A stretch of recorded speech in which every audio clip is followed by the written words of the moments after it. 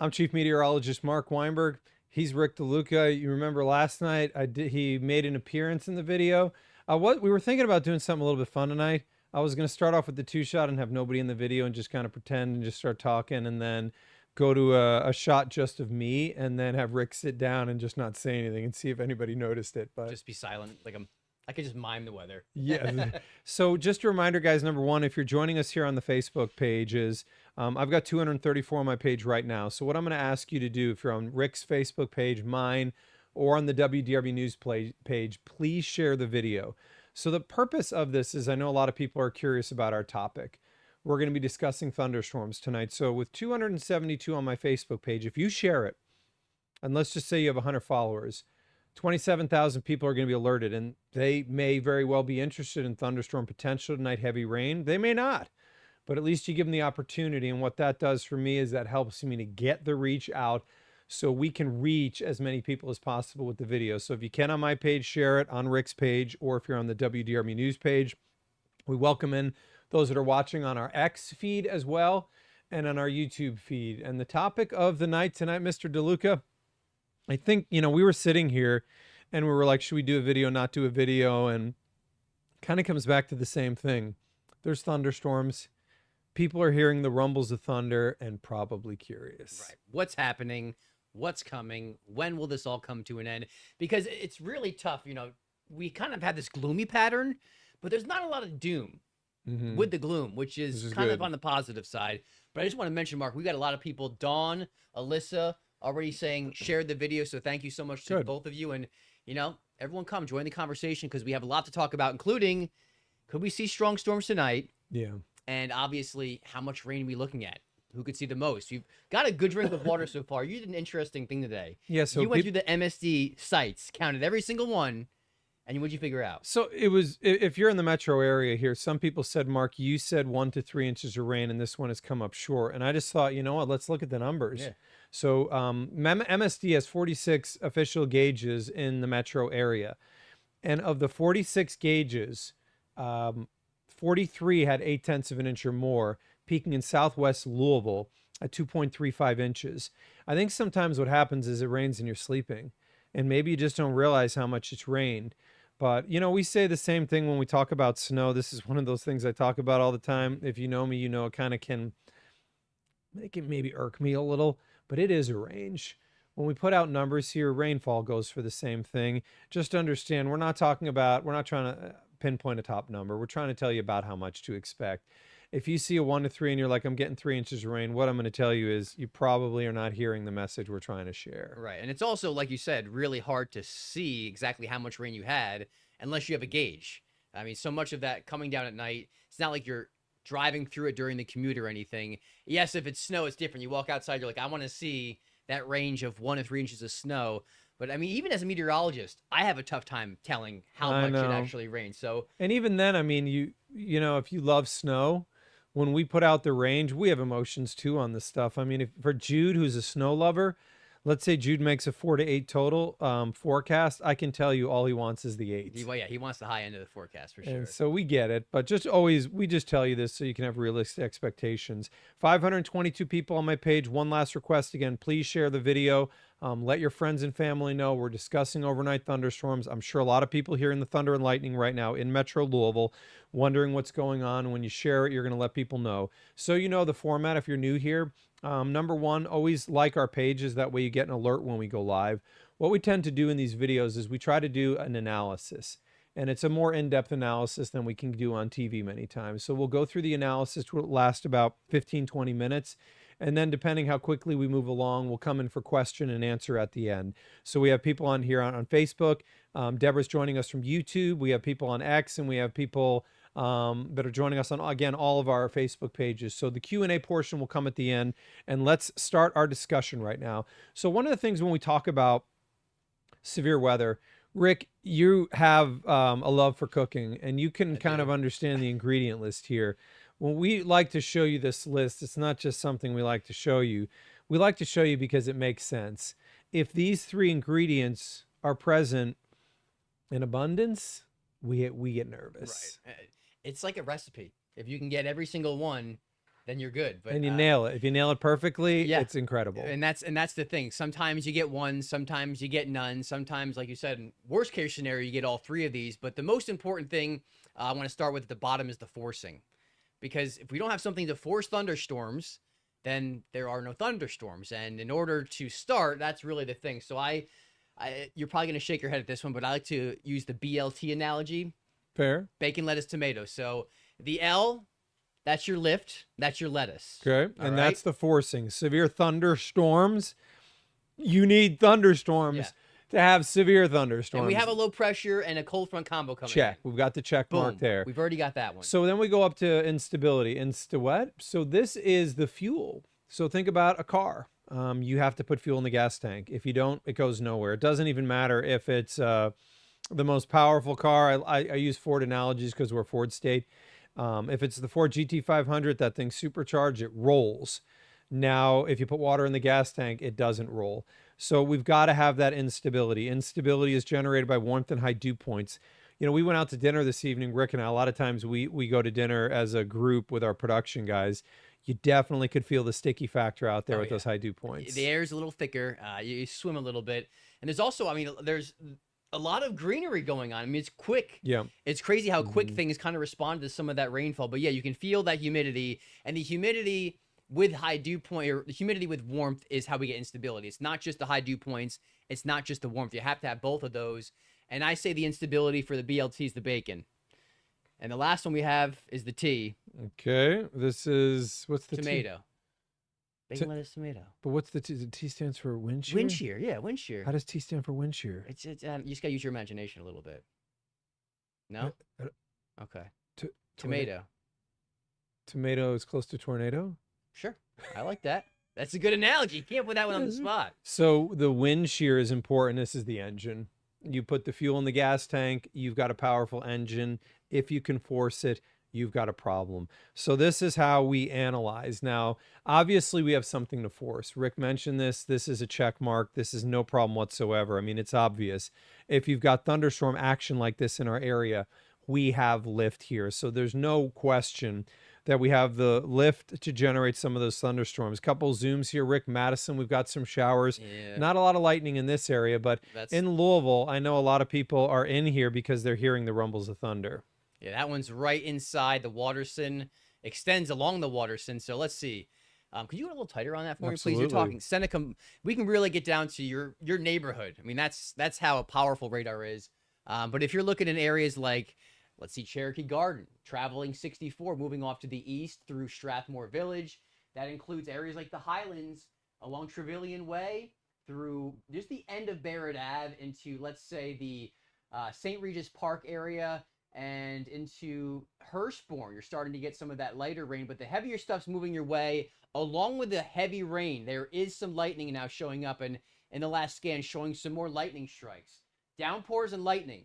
You probably hear that rain crashing down on your roof. The rumbles of thunder may rattle your windows. Is that storm strong? Is it severe? The answer to that is no. So that's some good news. We have more rain inside the metro, beneficial rain that is not causing any flooding, that is not severe, and that is tracking off to the north and east, which does mean if you're in north and eastern Louisville, if you're in Oldham County, this storm is moving in your direction. And you can see lightning strikes on the top of the screen there. I put that on there for you. 13 lightning strikes, not excessive. No, which half hour windows. And which speaks to the idea, if this was overwhelming instability in fuel, we'd have a lightning fest out there, which we don't. But we've got rain and thunderstorms now in Fredericksburg, Whiskey Run through English. Rick, more thunderstorms right now, and this is kind of one of those areas that we're watching, not necessarily because the severe weather is ultra high here, but there's definitely a lot of rain potential. Right. And there's some still in the metro who haven't heard that rain just yet. And in the next couple of hours, the high-res data shows around shortly after 9, maybe a little bit later, is when we get this real good push of the rain we're tracking right now to our southwest, which is now in areas like Brandenburg down through Litchfield into Radcliffe. And that's going to be the rain that arrives here in the metro mark, which will come down heavy at times, and you will hear it, which means if you sleep better with that little pitter-patter on your roof. All right, so you're a meteorologist. These lives are fun because of the, it's a little dressed down, you know, it's not as intense as TV sometimes. You're a meteorologist, so I'm gonna just, in full transparency, when it thunders and lightning, I can't sleep. Only because all I can think about is if this gets a little stronger. Mark, did you really go through the data thoroughly? Is this a strong thunderstorm? Rick, I'm going to put you on the spot. Sleep better or worse with thunder and rain? I sleep worse until it happens. Okay. So once the storm passes by and it's not severe, then I really like the other night I was just laying down and through the windows I could see some spider lightning. Oh, So in that case, yes, but typically leading up to it, no, because you're just on edge. You're like, and as soon as you hear that rumble of thunder, there's normally a text that goes back and forth. yeah, your eyes just wide open. You can see the whites of your eyes. And we'll text each other, hey, yeah. are you looking at that? Yeah, I mean, and is there any rotation? So we really, Yeah. we don't sleep well. I sleep better once the rains arrive, Sure. the atmosphere cools, and I know there's no severe threat. But leading up to it, yeah, I lose some minutes. But So I was curious there. Rain, you can see here, this is the full. Notice quite a bit of rain as we move towards Madisonville. So let me tell you something. If you didn't get the rain you wanted, you still got a great opportunity. You'll notice Bedford, North Vernon, Seymour, not in trajectory to get the heaviest here. So I think that's something worth noting. But when we come back around to this whole thing, we started off with this concept of, do we check the boxes? And I think that that's one of the things I really love doing is analyzing severe potential here. So when we start there, you just saw a lightning strike there. 71 here in Louisville with a north-northwest wind coming in at 7 miles per hour. We've got a dew point near 70. Yeah. So the dew point near 70 is, in fact, a big deal because the dew point near 70 means that we have part of that equation for fuel. right. The part that we have is in the dew point. But Rick, as we noted earlier, this is two-pronged. And so the second part of this question then is, do we have the warmth? 71. That's where we're coming in right now. 71 going to get the job done? Probably not.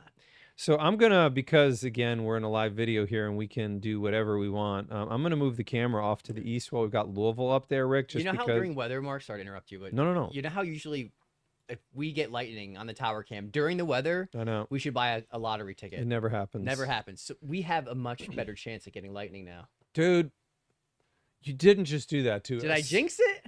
I'm sure you did. Of course you did, man. No, I didn't. So I'm going to leave it on this camera here. We're going to put it up full here for a second just to prove Rick is jinxed us. I went back too far. I hit one too many buttons. My apology. Okay, so there is the Louisville camera. Let me show this to you full. We're looking real close. Come on. We're looking. We can see the rain shaft there on the left part of the screen. Rick told us and guaranteed that we were going to see lightning because we're in a live video. Rick guaranteed it. Are you guys seeing this? Sweating. Did Rick? Don't Rick put this guaranteed on me. us. He said it would happen. There's no chance it doesn't. I told you, man. We could just stay here for like. No, we can't. We've got to do a Facebook Live. Come on, There's lightning. not. There's literally. Well, it cooled the temperature 1 degree. It was 71, wasn't it? It was. Okay, so Rick ruined it for everybody. In Corydon right now, you could see we've got cloudy skies. Let's do the same exercise. Air temperature cool, Rick? Yes. Dew points are in the upper 60s. Bardstown, let's do the exercise, Rick. Dew points? High temperatures, cool. So if what you're hearing us say is we've got the high dew points to generate fuel, we lack the warm temperatures to generate fuel. And there's E-Town right now. Of course, there's no lightning because we won't see any because Rick completely and totally jinxed us as we look around the area at our temperatures right now. I'm going to put us in the 4 box. Because on the top left, you'll see radar here. You can see we've got what we call echo tops on the top right there. We're just trying to see how tall the storms are. But we want to see if we can get any rain and thunderstorms. Rick, I'm going to make a change here. I'm going to let you look at temperatures. What I'm going to do is I'm going to actually log out of one of our weather systems and log into a different so I can change to the 3 box having 4 cameras. Gotcha. But you can see, Rick, temperatures around our area.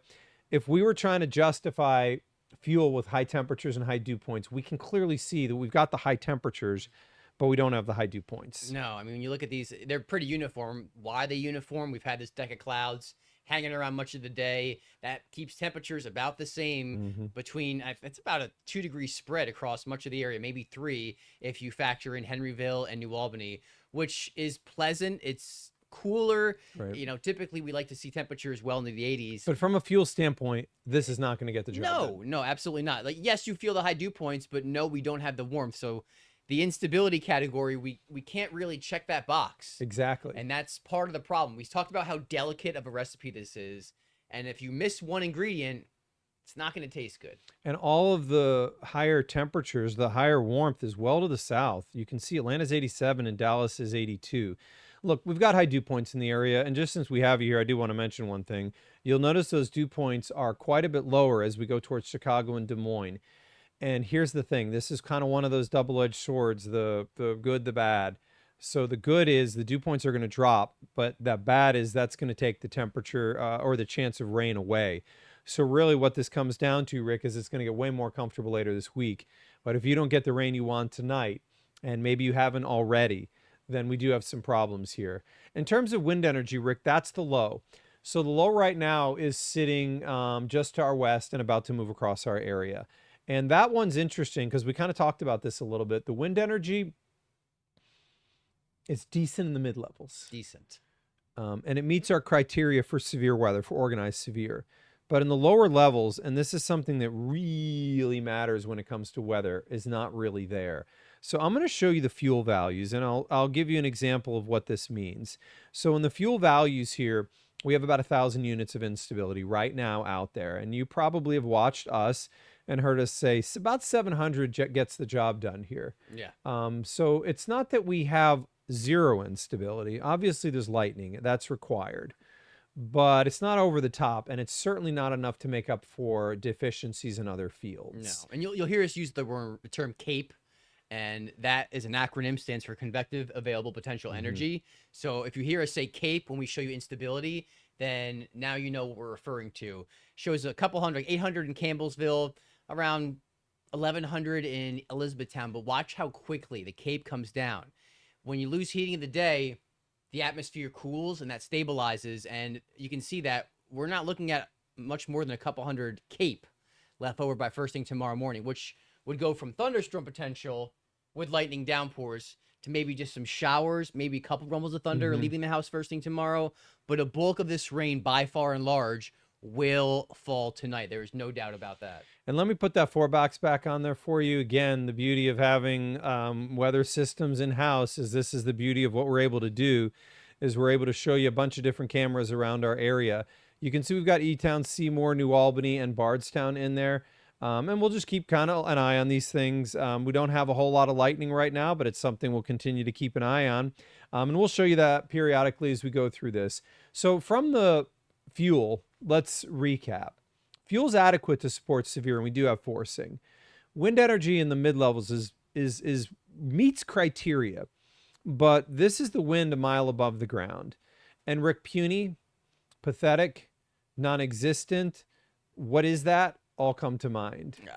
Everything, every other synonym for that you could apply. I mean, you're talking winds less than 20. I mean, they're less than 10. I mean, you can it's stronger. Yeah, we need 40s on there.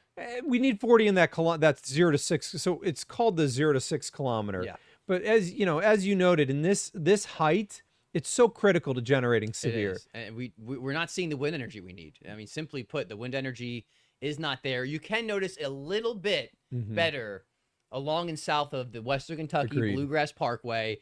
But even then, it's not overwhelming. I don't want to alarm you or anything, but it does pop a little bit. Does not happen in Louisville. Does not happen in southern Indiana. So maybe that's just the one area to watch. I think that's a valid point. For the potential of a stronger storm. And it's not to say that your chance is overwhelmingly high if you're in that area. But it is also worth noting that A, you have a little bit higher instability, and B, you simply have a little bit more wind energy. Overlapping. And it's not that it's a ton. Yeah. But it is a condition that's a little bit better here. Rick, we've got our advanced track, our future radar here. And some of the themes you're going to pick up out of this is that the heaviest rain is probably going to be along in south of Western and Bluegrass, which is also the area that has the strongest storm potential. But I think this brings up the obvious point. If we're kind of saying the severe threat isn't very high, the flooding threat is not going to be high either because we're in moderate drought. But you can get instances. You sure can. We've had a couple instances so far. Nothing major out there today.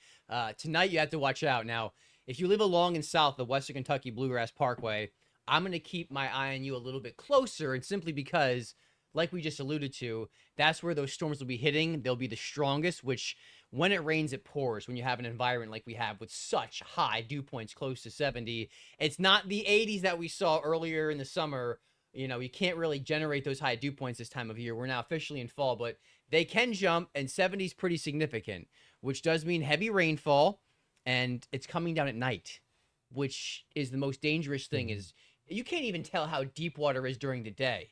So to attempt that at night is an entirely different story. It is the worst choice you could possibly make. If you say to yourself, I think I can make it, that should be a trigger to yourself to say, no, it's not worth the risk. So yes, there is a small flooding risk in our southern communities tonight. If you live along some rivers, some creeks, some streams, and they tend to rise, then yeah, use some extra caution if you're traveling tonight or tomorrow. And it's just common sense at this point. If the road's covered in water, just turn around. It's not worth the risk. Yeah, I mean, and that's one that has I think everybody knows the term turn around, don't drown. I mean, it's a pretty obvious one, but at the same time, I mean, it's I've struggled in my career to try to get the message across when it comes to flooding. I have found that people take severe weather and tornadoes for the most part pretty seriously. There are still people that'll obviously grab their camera and go outside. But when it comes to flooding, we've struggled as an industry to try to get people to realize that it can be the end of your life. I know that sounds like morbid, but when you're thinking about driving through that flooded roadway, I've thought about it. I've thought about, well, if I drive in there, what happens if the water is deeper than what I think? Well, what's going to happen next is the car is going to stall. And then I'm going to be thinking, what do I do now? Do I get out of the vehicle? I can't get out of the vehicle because there's water around me. And then I'm thinking the water is going to start to come up those windows. And now I'm going to see the water at my neck, and now my car is starting to move. And now I'm in this panic mode of how do I get out of this situation, knowing that there probably is no way out. And then the water comes up, goes over my head, and that's how my story ends. I know it sounds horribly morbid, but it should. Yeah. I mean, to get the message across, I feel like no matter what, we always see video of people driving through water. Every time it floods, we get videos and we see people driving through, and it's like we want to tear our hair out because we know they're putting themselves in danger. And for what? To save 10 minutes? Right. 15, 30 minutes, maybe max. I just don't see, if you weigh the pros and the cons, there's just no way that you should take that risk. I mean, the pros far outweigh it every single time. So if you encounter a flooded roadway, avoid it. Let me just take advanced track back just a couple. So again, we can walk you through. You can see widespread heavy rain at 1 a.m. for areas like Munfordville, Litchfield, E-Town. For you in the Nelson County area, so I'm going to go Bardstown, Springfield, Columbia, Greensburg. You can see as we move forward, now we're moving that heavier rain a little further south. So now at 4 a.m., we're talking Greensburg, we're talking Columbia, and now you can see at 7 a.m., we're still not done. Data does show another wave that goes through in the morning, and then that is on its way and pulling out. So this defines then that time of heaviest rain as occurring between now and around 4 a.m., 5 a.m. along the western bluegrass points to the south. Some instances of flash flooding could occur. This is not like what we saw with our flooding in April, nor is it like what we saw in our flooding in February. That came on incredibly wet ground and over a week. This has been extremely beneficial rain, and I think we're going to see more of that tonight. Just so you know, you can see that is pulling as we go through the day tomorrow. So Rick, the NAM computer model, this is a computer model we use quite frequently when there's thunderstorms involved. It has the word NAM. The M there stands for mesoscale. Mesoscale is a different kind of model. It's a good tool in this instance. And it covers convection, like you said, thunderstorms very well. So that's why it can really give you and pinpoint which locations could see the heaviest rain. And like we said before, if you're in areas like E-Town, if you're in Litchfield, Greensburg, Munfordville, Columbia, Willisburg, Springfield, then you are in that red stripe where you could see 1 to maybe over 2 inches of rain. If you get 2 inches of rain tonight, then that could eventually lead to some flooding issues. And just so you know, a couple stats about flooding that I wanted to share before, but I forgot. 6 inches of water, it can knock you off your feet. You standing, rushing water. 12 inches can take a small car away. And then some of the bigger ones, you're like, I'm in an SUV, I'm in this pickup truck, nothing's going to stop me. We can see 18 inches of water take those away. So it's just, it's really, it's when you really think about that, I mean, from here to here is 9 inches on my hand. So we're talking basically 2 hands of water can move your car away, which is insane. It's the power of water is something that's frightening. It's a different level. There's really nothing in what we do that has that level. I mean, probably somebody might say tornado, but if you've ever seen what a tsunami does or the storm surge from a hurricane, you realize that there is almost nothing that compares to moving water. Just so you know, there's a weird obsession that we watch. Well, late nights we watch a lot of tornado videos, a lot of tsunami videos. And the tsunami with the silent ones, I mean, they freak us out. It's terrifying. Yeah. Some have asked me because they know, I've storm chased for much of my adult life. Would I be interested in seeing a tsunami? It may surprise you, my answer, but it is 0. Do I ever want to see something like that? Because I know you can't get away. No. The only choice is to get to higher ground, and you hope that it's enough. So you have enough time to even do that. I mean, it's a for many people, terrifying it's not an option. Yeah. So rain amounts here, Rick. What we note is that this is a model that understands thunderstorms. This model shows about 1/4 in Louisville. It's probably pretty close. Some may get up to 1/2. Second, we notice areas like Paoli, North Vernon, Seymour, Bedford. You're not looking at as much.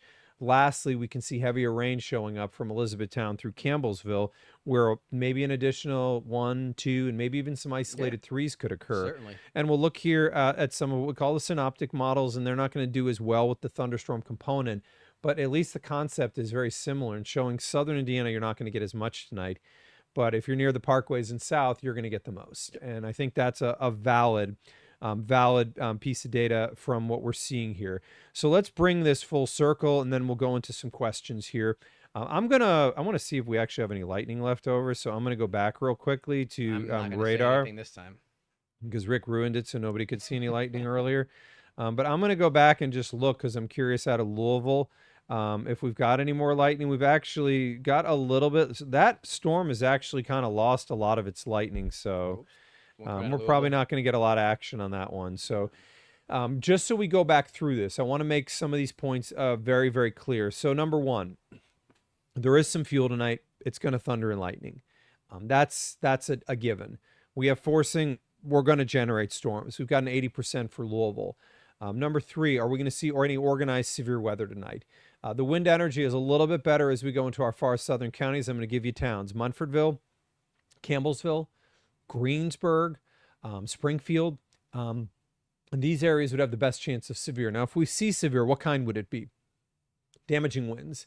Is there a tornado threat? It's not 0. It's quite low. Would I stay awake tonight being concerned about a tornado threat? No. So that is some of your important questions. Number 2, should I be overly concerned about flooding, like a mega flood event? No. Could we see instances of flash flooding? Yes. And so I think these are some of the important questions that we move through as we kind of talk through the concept of what we have. It's not a slam dunk for, all of us to get heavy rain. At my house, I actually checked. I've gotten about 0.85. Oh, you got really good rain. So, and I think I can probably get maybe another quarter tonight. So I'm going to get over an inch of rain. Most in Louisville will end up over an inch when all is said and done. And I'm going to put up the 4 box here so you can see zoomed in radar on the top left. I'm going to put on the middle here, just a little bit of a wider perspective. And then we've got the Louisville camera in there in the middle. I may change that in a moment because we're going to be getting lightning out of some of our other cameras. So right corner. There's actually an outflow coming off that rain that moved through Bullitt County. There's a little outflow which just passed Mount Washington. Okay. And there's also a little squeeze play going on. I just was looking at radar loop, and you can see that northern branch and the southern branch pushing together, and that puts Louisville smack dab in the center, which is, I mean, you can almost guarantee at this point you're going to get some rain here in Louisville. There's no way. I mean, those two areas coming together and filling in around Tell City just shows you that we're getting rain. There's no lack of humidity for those storms to feed on, and it's about in the West Point area. So I would say it's just past 9 o'clock. Within the next half hour here, from west to east, you will see rain overspreading Jefferson County. And I'll give you the motion in the last hour so you can get a sense of what Rick's talking about. So you can see we've got a southern line. We've got a northern line, and Louisville kind of lies in the middle. Rick, that heaviest may get into the southern part of Jefferson. Bullitt's definitely going to get some of that rain. Mount You actually Washington, might get a little more than the data is showing, because I mean that's moving. That's moving yeah, at a pretty good pace, and even what's behind it isn't light stuff. It's not torrential, right? Like some of the reds. When you look at radar, you got to remember the green's the lighter stuff, the red's the heavier stuff, just so you have an idea of what you're looking at. But you're right. I mean, there's a lot of rain there, and there's some lightning, so there that has a convective element, and that sat-rad combo is definitely showing you the rain is filling. And look at what between Evansville and Madisonville. So you can see also there's a storm that hooked along the southern part of Kentucky. Notice how everything's moving northeast, and that one storm is going off to the right. That's where the fuel and wind energy is just a little bit better. And if there was severe, that's where we're going to watch. We'll keep cameras in the middle right part of the screen. Top right's going to be zoomed in on Louisville, and the other is going to be the wide perspective. And now we've got 420 people in here. You guys want to ask questions? We want to answer your questions. So first, as the video comes to an end, I've got my Facebook up right here. I want to see you guys flood the screen with likes if you're enjoying the Facebook Live. Throw some hearts across the screen and share the video. There's still 300 people in here. Let them know that they can get in on the video. Like, Mark, the video is ending. We're in the Q&A. Well, they can come in and ask a question, and the video posts after we're done on our page, so they can come in and view. So if you're on my Facebook or any of our Facebook pages, please share. They can continue to come in. Our YouTube viewers out there, our ex-viewers, ask away. Let's move on to some questions here. Rick Sherry's asking from Facebook. I'm in Elizabethtown. What can I expect between the hours of 4 a.m. and 6 a.m.? And I assume a lot of people want to know that time frame because they're going to be heading to work. Yeah, headed to work. So between 4 a.m. and 6 a.m., the rain intensity should be coming down. Do you have the capability to pull up some of the high res over there? High res. Yeah, just the HRRR, some of the latest runs. Just because I have an idea in my head. I can tell you the rain's going to be far lighter, but I want to really give you some specifics because we have the ability. So here is our HRRR, Rick, and here she said 4 to 6 a.m. 4 to 6 a.m. So there we are at 4. Okay, there you go. So you can see it's already lightening up. And then if we move forward, let's go through the entire time frame. So E-Town, we're watching you, Sherry.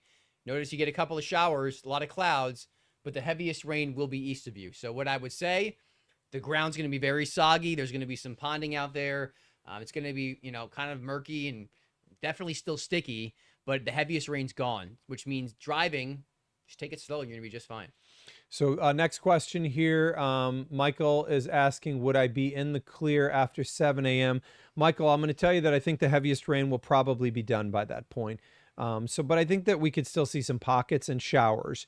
Data shows before 9 a.m. that there could still be a secondary band that's actually along the cold front.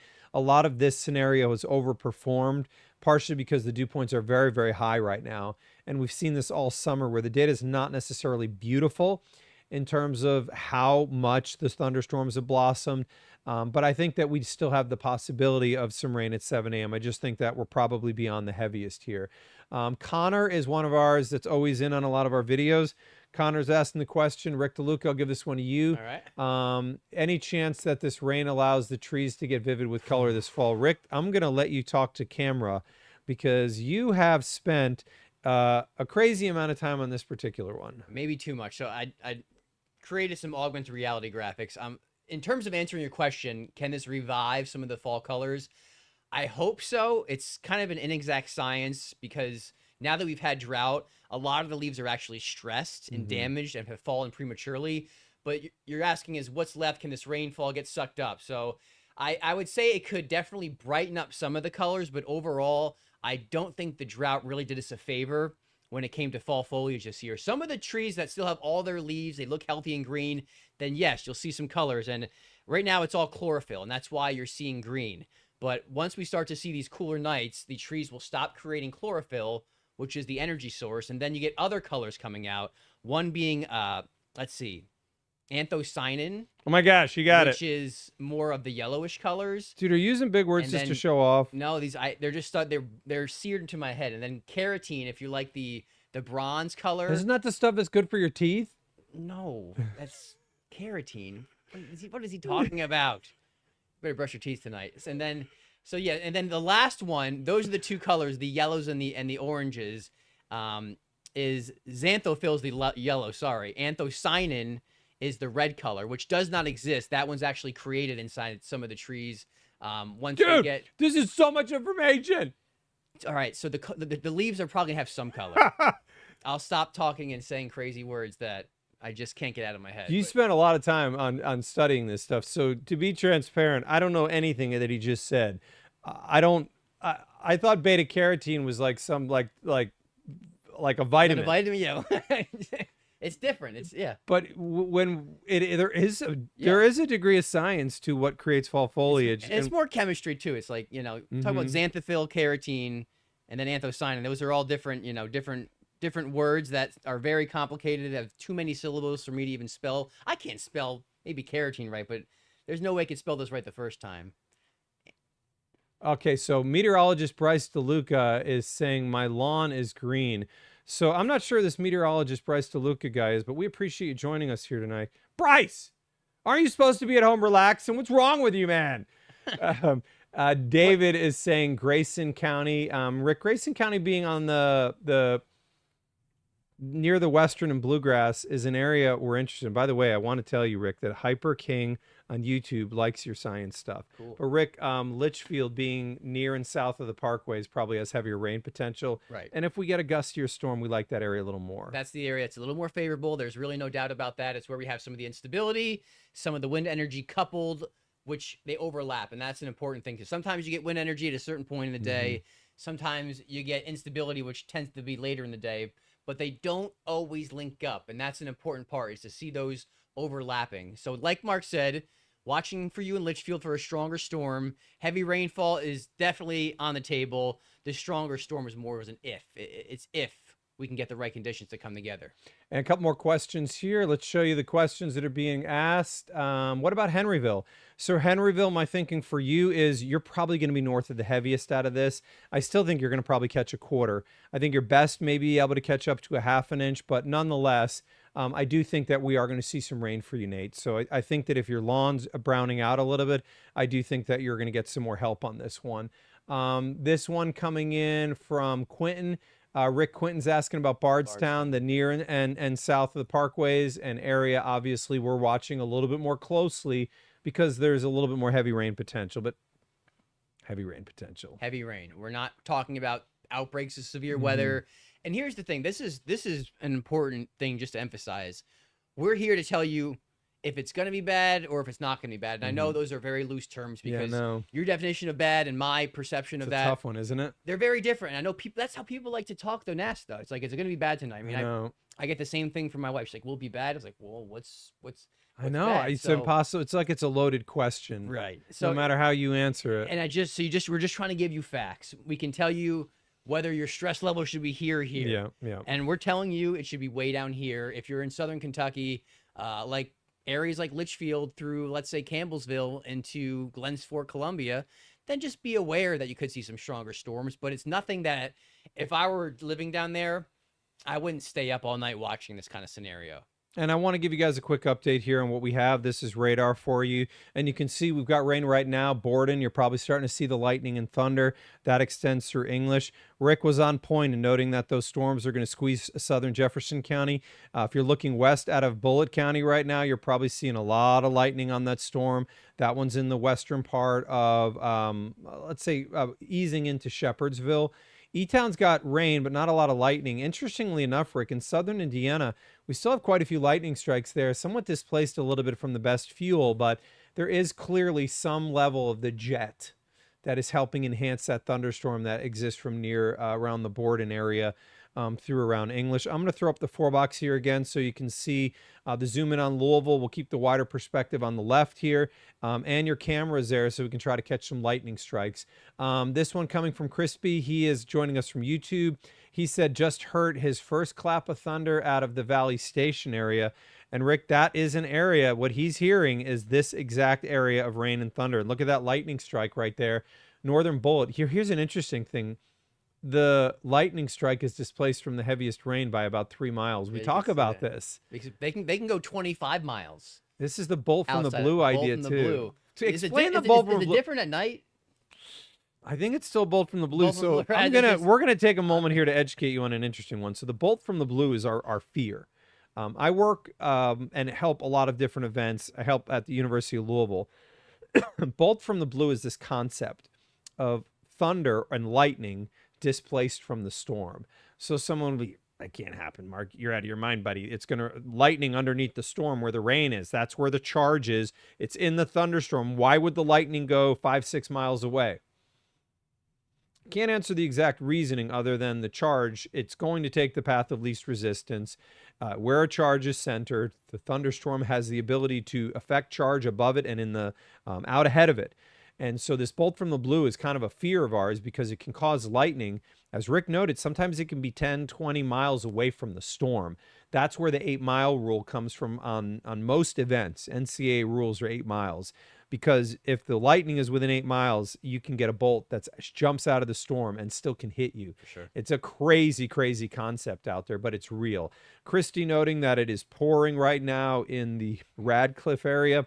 We can verify that for you. Julia joining us from U of L. Julia, we appreciate you in here.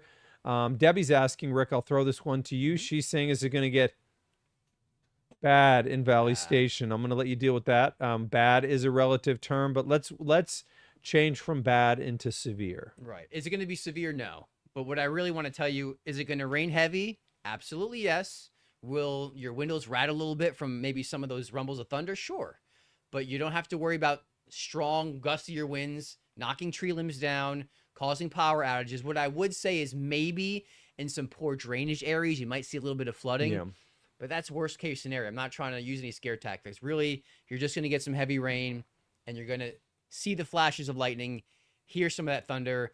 And in fact, a lot of that is going to come down over here the next couple of hours. So yes, be prepared for that. Heavy rainfall is really, if I could say heavy rain, that's going to be the 2 words of the night. That's really what the story is going to end up being. Yeah, I think that the severe potential is quite frankly limited here. You can see the wide radar we've got there on the left part of the screen. We've got our E-Town camera on the right in the middle there. Seymour's top right. New Albany is bottom left. Bardstown bottom right. That's going to give you the ability to see. We just love the idea that we can show multiple things ongoing here. Let me bring up Louisville in the main screen here right now. Because Rick did call for lightning on this, and what you can see is we're kind of, I don't know about you, but I see clouds. There's something flashing there on the middle of there. Yeah, that's just a light pole. That's just. Is that what you were talking about earlier? Radio tower. Is that what you were talking about that earlier? You said there's gonna be some flashes of light. Rick, there's some flashes of light there, right? I was accurate. There flashes of light. I didn't say lightning. It takes the whole thing. Thanks, Mark. Appreciate you. So as we continue to look around. I don't know. What is he on? Right now, the beauty of our lives is we can have a little bit of fun. Brandenburg. Ernest is asking out of Brandenburg, Rick, what to expect here during the overnight hours. I'm going to again go back to the 4-box because I just love the ability to show everything. Brandenburg, I think it's pretty likely. Somewhere. Brandenburg. I mean, you're already in some of the heavy rain. You'll continue to see that spreading on in. Western Kentucky is loaded up with rain. That's all got to work its way through. The actual low and cold front will be arriving late tonight into early tomorrow. Once that cold front slides through, we might get one last burst of some showers and storms tomorrow. But the trend will be tomorrow stays sticky with fewer storms later in the day. And for those of you kind of curious, where do we go from here? Because you see those air temperatures all in the 70s in that 4-box mark, but dew points are also very close. So maybe some patchy fog as we get into late week Friday, which because we've seen heavy rain. We've seen heavy rain, and we see it's in the ground, that ground moisture, and we get some clearing skies. The winds back off. Then you can get some fog. But the payoff is on Friday. The humidity's gone. Oh, it's going to be wonderful Friday Night Football. This is going to be the first weekend of fall. I know, and that is kind of weird to think. Right? People are going to get mad when I say this, but it's probably not going to feel very fall-like. Temperatures do look above normal. By the way, we're still looking at the Louisville camera there. Looking for that lightning that Rick promised, and you can see. We need to aim. We have to go to maybe E-Town and go north. There's no lightning. There's a lightning. There's none. There's a lightning. What's going on? There's just lightning somewhere, Rick. Zachary, thank you. Zachary. All right, we're back. Yes. Seymour, any early morning storms? I think with Seymour, I think that you're in a scenario here where you're probably going to be out of most of this in the morning. And really, Seymour, you're probably not going to see as much rain as some of the other locations in our area. By the way, Zachary did note that to tell Rick that it did lightning somewhere. All right, we're looking at Amanda's asking about Bloomfield at a Nelson County, Rick. What to expect out of Nelson County? Nelson County is one of those areas where we think you can get a little more rain. You think you get a little more rain, think you'll definitely get some more lightning and thunder action. Can't rule out a strong storm. And I'm not saying severe, but strong storm. That entails wind gusts around 40 miles per hour. So you may hear some of the leaves blowing off some of the trees. And a lot of the leaves are actually getting stripped off the trees, the ones that have been damaged. And I would encourage you, if you can, maybe it's not a bad time of year to go ahead and clear off some of those storm drains, with that heavy rain. But once we get through tonight, I wouldn't waste your time, because all that's going to happen is more leaves will fall down, and it's not going to come from the form of rainfall. Really, if you need rain, tonight has the best chance left for the rest of the week, which means if you don't get as much as you wanted tonight, then we're cutting you off. We're saying that's pretty much it, because the lingering showers on Thursday, we won't see many. Was there lightning? Well, I think you know the answer to that. Are you shaming me again? I think you know the answer to that. We gotta. There's no more chance in that direction. Which way are we looking? East, and yeah, that face again. So we've got. Never gonna get over this. Just so you know, Rick and I are friends. If we did not work together, we would still hang out together. It's a 100% chance of that. So we get to have fun here. We do like to enjoy what we do. Sometimes we like to bring a little bit of bring the temperature down if things aren't ultra crazy here. Rick, this is a great question here. Somebody's asking, and this is on YouTube here. Crispy is asking, can we explain a little bit more about the storm heights more than a mile above our head? Why is the wind a mile above our head more important than the mid-levels? So, Rick, why is that wind energy a mile above the ground so important? I think it's a really, really cool question because it gets into a little bit of storm science, but I love the elevator analogy here. And it's the elevator. You've never used the elevator? I don't use the elevator one, no. Oh, what's yours? I just don't have an analogy for it. I just know the tilt, and we require these storms to have a little bit of a tilt so that way the air can evacuate and you don't have down drafts and up drafts interfering with one another. So we want to have at least a little bit of wind to allow those storms not to collapse on itself. So if you have an analogy, I love an analogy. So I've got a great one here. So when we get in a scenario, we call this a dry adiabatic lapse rate. When we have a scenario where we can transport all the wind down to the ground, we very much need to look at a mile above the ground, because if it's 6 miles, 6 miles plays a very, very important role in allowing thunderstorms to rotate, evacuate mass, as Rick mentioned, and allow thunderstorms to last longer. Now, if they last longer, if you've got, let's say, 10-mile-an-hour winds a mile above the ground, if it transports 10 mile down to the ground, you're going to be like, whatever, that's a breeze, that's no big deal. Now, if you've got, I'm going to use an example, one day in March late this year, and then another one in April, we had 80-mile-an-hour winds a mile above the ground. So now if the thunderstorm can transport that same level, 1 mile above the ground, down to the surface, you're going to get destructive winds exceptionally easy. So it's an elevator. The winds, if we have the right scenario, can very easily get those winds in the elevator, transport them down to the ground, and you can get that the winds a mile above the ground very easily down to the ground. So that surface to lower level of the atmosphere interface is very, very important to generating damaging winds. And in particular, when we have in that lowest interface, the winds turning, it really can effectively transition mid-level rotation to low-level rotation to tornado on the ground. So those are important things here. But it's great questions. The beauty of the Facebook Lives is, and the lives in general, is we can do questions from everybody. Jeff here from Mary, she's asking about localized flooding potential in Jeffersonville tomorrow. So Jeff, my opinion is flood potential for you is low.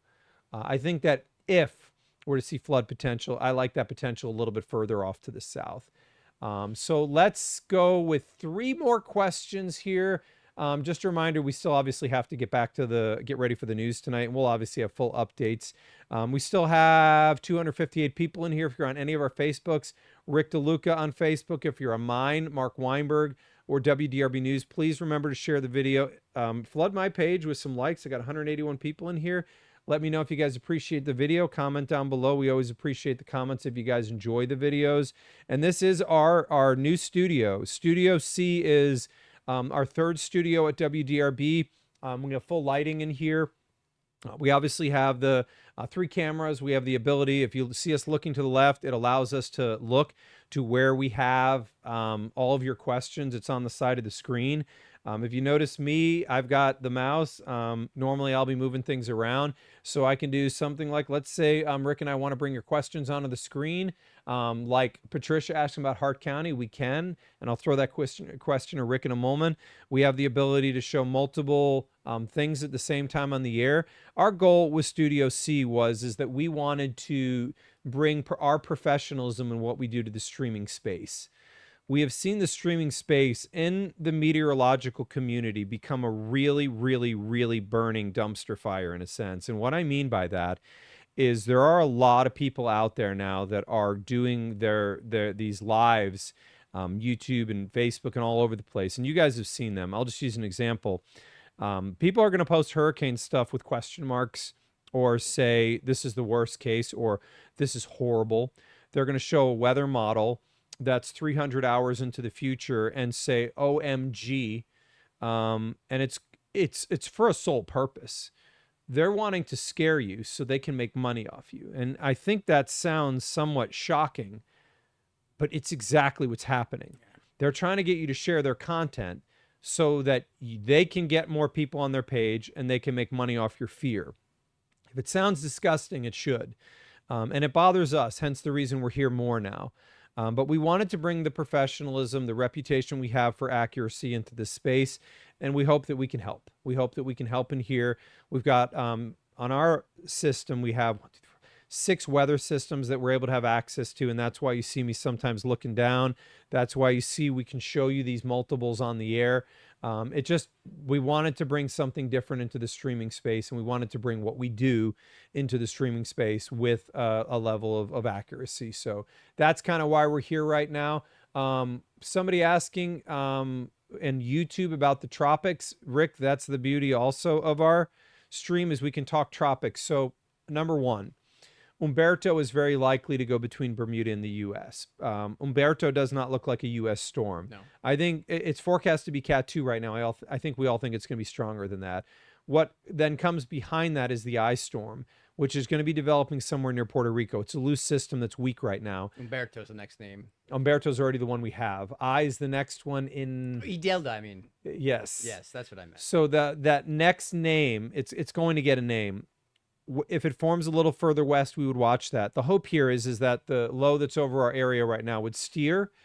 We also hope that Umberto becomes strong. You're like, why? Because if Umberto becomes strong enough, it would slingshot the I names. One more time, the I is, what is it? Now, Inelda? Now I'm questioning myself. So we're going to make sure, but the ice storm, if Umberto becomes stronger, we call it the Fujiwara, but it would slingshot the other storm underneath and pull it away from the U.S. In my opinion, that is the most likely scenario, but it's a great question. How's the weather looking this evening? Imelda. Okay, so Imelda is the name there. Rick, just by the way, I do want to update real quickly here on what we have going on. I think this is really important. Seriously? Stop playing. Stop playing with me, please. There's no lightning. There was lightning. There's no lightning. There's no lightning. There's no lightning. So what about, here's another question, Zachary. We have 3 more questions. We're now down to 2. Do we keep data from all of these smaller storms and hurricanes? So somebody's asking, do we archive, keep? Yes. And we do that. The reason we archive is because there's several reasons. Number one, for us, we want to stay sharp. And staying sharp is practicing. And I know that sounds weird, but if we want to be our best at radar analysis, we have to practice. There is a level of skill that you can attain by knowing the outcome. And that may seem weird, but if you know that a tornado formed at blah, blah, blah, then you can look at what the radar looked like in the lead up to that moment. And that can help us sharpen on when a storm shows signs, let's say in the Ohio Valley, what's an indicator, what's a tornado, so that the next time we see that sequence, we can be on top of things, Rick. And one of the things you'll see that happens to us during severe, and this happened very specifically when the Louisville tornado happened, that EF3 that occurred on April 2nd, we were waiting because we knew that the signs showed up as it was moving into the Electron Drive area, the industrial park of J-Town. And we knew that something bothered us. And that was a scenario where practice had made perfect. And in a sense, we were able to call when the awareness had gone up, and then instantly within seconds of the tornado touchdown. Because it just had started to wrap up a little bit. And you caught that at the very beginning. And this is way before it even had any sort of debris signature. You were able to identify that. And I think it's important for people to also know behind the scenes, as soon as spring starts, we're not looking at storms that are here necessarily. Because if we don't have storms, then we're taking our analysts, our radar that we show at the top, and we're looking at storms all over the country. They're in Texas, if they're in Oklahoma, and that way we can use those storms as a way to prepare for, we know at some point in time during the spring, we're going to get some nasty storms. So that's really what we like to do. It's something behind the scenes that we do every single year. Is we'll look at storms across the entire country, analyze and go through it just like we would if we were looking at storms inside southern Indiana or Kentucky for our viewing area in Louisville. So it's just basically, think of it as, you probably have a job where you have to do, more learning, take some courses, some training. It's the same thing. We just like to be as sharp as possible. And in order to do that, we also do our research with incoming, but also keeping skills sharp. And by practicing, practice. Practice makes perfect. So one last question here, Kathy out of the Bardstown area. So Kathy is asking, Bardstown. So Bardstown, I think, let me pull it up here for you so you can see some of the heavy rain that's ongoing and that's approaching. So this is our latest radar image here, and I'm going to move it over for you in the Bardstown area. And you can very clearly see we're not far away from getting heavy rain. And understand, we're talking about torrential stuff that'll be moving in for you. So be aware, you have the potential to catch several inches of rain tonight. You have the potential to catch the most rain of anybody within our area, along and south of the Western and Bluegrass. But you can kind of see here, looking at Louisville, you know what, Rick, I might be able to aim that camera south and see some lightning now, although maybe not a lot. The building's probably blocking a lot of it. And then you can see there's thunderstorms now generating in Jeff, also in right now Harrison County. So we're going to continue to watch these things. That was our last question tonight. If you guys appreciate the Facebook Lives, thumbs up across the screen, hearts across the screen. Please share the video if you guys appreciate the Facebook Lives. Even after it ends, your friends, family can come in and watch the video. There's value there. I know a lot of you guys follow me on here. If you don't follow Rick DeLuca on Facebook, it's just Rick DeLuca on Facebook. It's head over there, click like. You're going to see him quite frequently when I'm not on there. And I just want to check one last thing here, Rick, before we end the video. We're just going to take a look at this Louisville camera. Can I see some lightning emojis, please? Looking in the Louisville camera. I meant emojis. I meant emojis. See me lightning there. So if you guys appreciate the Facebook Live, thumbs up and some hearts across the screen. We're done for the night. I think I'm going to be on WDRB News at 10 o'clock. Always like to tell you guys, I know you've got to go out to work tomorrow morning. I know you have to send the kids to school in the morning. We're going to be covering, Rick and I, we're going to get more data in here. Obviously, in the now, the high-res stuff's going to be super important. I'm going to be analyzing update on WDRB News at 10, 10:22, 10:37. Rick's going to have an opportunity to analyze beyond that short-term data, take a look at what's in play for tomorrow, for the morning, for the midday, for early afternoon when that rain comes to an end. So watch us on WDRB News at 10 for me, Rick DeLuca at 11, and maybe by that point we'll see some lightning in the area, but I think we all know that's probably not going to happen. Rick's going to go ahead and... just hold my head down. Look at the lightning emojis. Check it out. Thank you. We got it. Carol, there it is. Jennifer, Patricia, Teresa, Shannon, Carol. Rick got his lightning on the screen. Rick wins. Thank you. I lost. Thank you. I feel better. You've made my heart whole. I'm going to have to recover now. Look at that. And I'm going to see you guys on WDRB. Look at Rhonda's got lightning around a heart. Rick wins. I lose. Yes. We'll see you guys on WDRB News at 10.